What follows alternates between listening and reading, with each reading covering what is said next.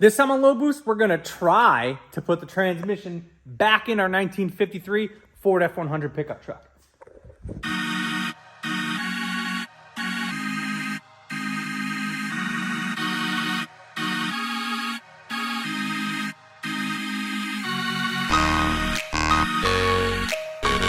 All right, to catch you guys up, we did some diagnosis before we pulled the old transmission out, and we saw that the flywheel was warped, and we really weren't sure why.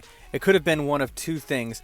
Either I didn't install the torque converter properly, or I didn't have enough space between the block and the bell housing, and when I actually mated the transmission to it, the flywheel pushed the torque converter into the transmission itself and blew the pump, which I really am leaning toward that being what the problem was. So with our new transmission, we're going to have to do some workarounds to make sure we do it properly. All right, we are really close to being done with this truck and actually getting it running and driving under its own power.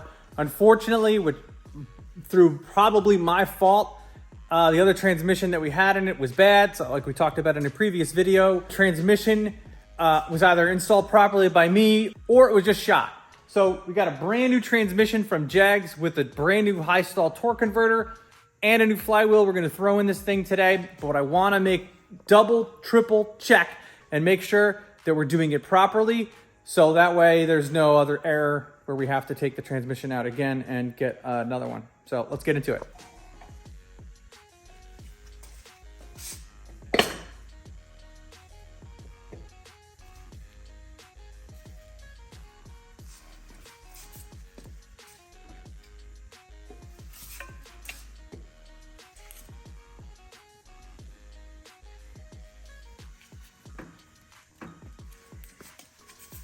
This is what happened before, all right?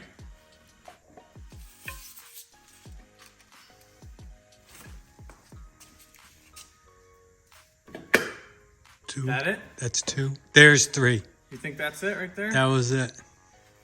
Okay, now bring it close. Obviously now this is like about a little bit of like almost an inch gap between the bell housing and the flywheel. I'm gonna measure that.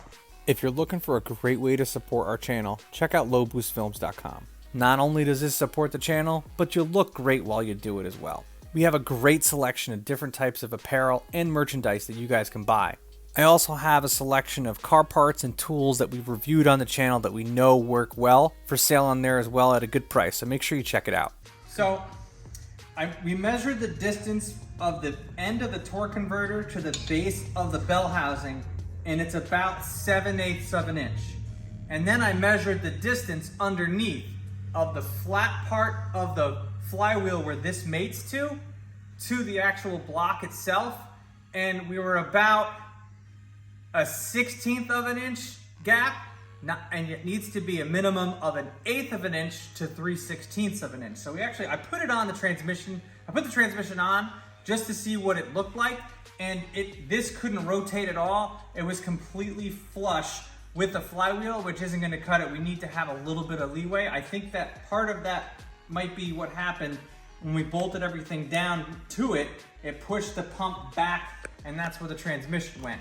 So we have to get we have one scatter shield, which we had on, which is about 1/8 of an inch thick. We're gonna get another scatter shield, so when we put it on, it spaces it out just that much more, actually this way, spaces it out just that much more to the point where this is spinning freely, and then that's the safest way to bolt the transmission torque converter to the flywheel. Either that might have been what our problem was with the other transmission, or I didn't have this seated in properly, and you could see what we did earlier. I think I have it seated in properly now. But let me know what you guys think. If you think it's seated properly, let me know, because I'm gonna put this video up first before we finish everything else out, so you guys can tell me if I'm doing this wrong, because I don't wanna make the same mistake twice. So please leave a message in the comments and let me know if we're doing this properly. If you think there's some more tips and tricks that you think we could do to get this done properly, let me know. If you can't wait for the next update video on this, in the meantime, check out these videos that I already have ready to go.